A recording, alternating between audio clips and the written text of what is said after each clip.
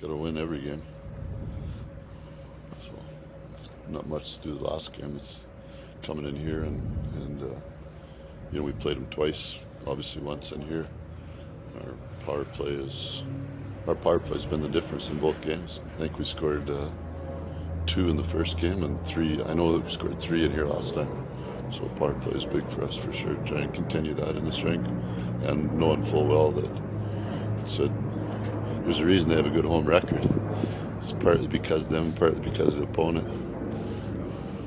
Could you just expand on that? I'm just interested because I think the intimacy really plays into the home team's favor. Yeah, for sure it does. I mean, if you look there, they've had 2 seasons, 1 road, 1 home, and even you could say they started lots on the road, but still their home record is pretty efficient when you look at it in terms of the analytics part of it. So that means that tells you that there is some mental advantages in this game. Well, and really, even since the start of February, I mean, they're with top 10 record in the NHL, I think, right now. So, what have you seen? You know what? It's after the deadline. Right? You got the mental part of it changes for players a lot. Right? If you look at it since the deadline, they've beaten some good clubs, and and that it changes. Right? You get guys that are playing for jobs, guys that are playing for a contract. There's so many things that change for teams like this now. Yeah, well, it takes a little bit of that pressure off. I suppose maybe allow them to play a little freely. Is that? Yeah, but I think I still at the same time that's one thing about their club is they have really good structure though, right? So if you stay within, it's that structure freedom part of it, right? So if it's just freedom, well, and no structure, you get your ass kicked. So it's when you look at they have those 2 kids that are playing really well, Keller and Hayton, right? So that's structure freedom. Tell us about Keller. I think a lot of people are surprised to see the numbers he's put up. Yeah, I don't think so. I think he's a high prospect, high-end kid, high skill set for sure. And hey, I don't think it's a surprise when he's gonna hit he's gonna score probably 35, 40 goals. So you don't do that by accident in your second or third year, especially when for sure every team that's talking about them is saying, hey, we got to pay attention to Keller. Yeah, he's been on your radar since he came. So it's sort of like talking the other night about we played Ottawa and talked about 18 for them, right? Mm-hmm. Even though Brady drives the bus for him, 18 is you got to manage him. And still the other night he scores a goal for them, and you can say all you want.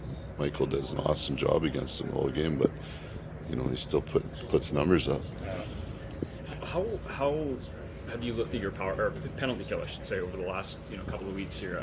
Just the aggression and just what they're doing well, right? Since the break, we struggled with our penalty kill, and part of that was the fact that we were taking fewer penalties. So there's games where the Anaheim game we didn't have a penalty, so your percentages don't look as good, but there's still fundamentals in your penalty killing that have to be in play, and when guys lose their so we use 7 forwards and pretty much 3 to 5 defensemen on it all the time.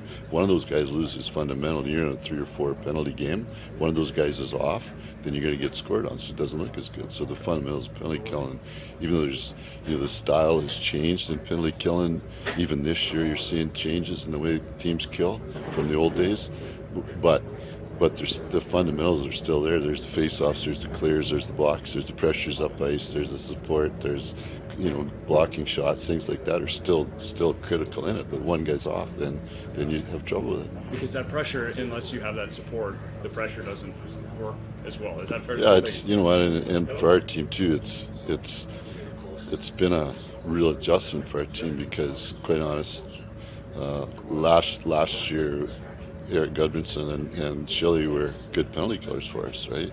So you're bringing guys in that not used to killing or learning it as you go, and that's the only way you learn to kill penalties is you do it during a game. You can't practice killing penalties.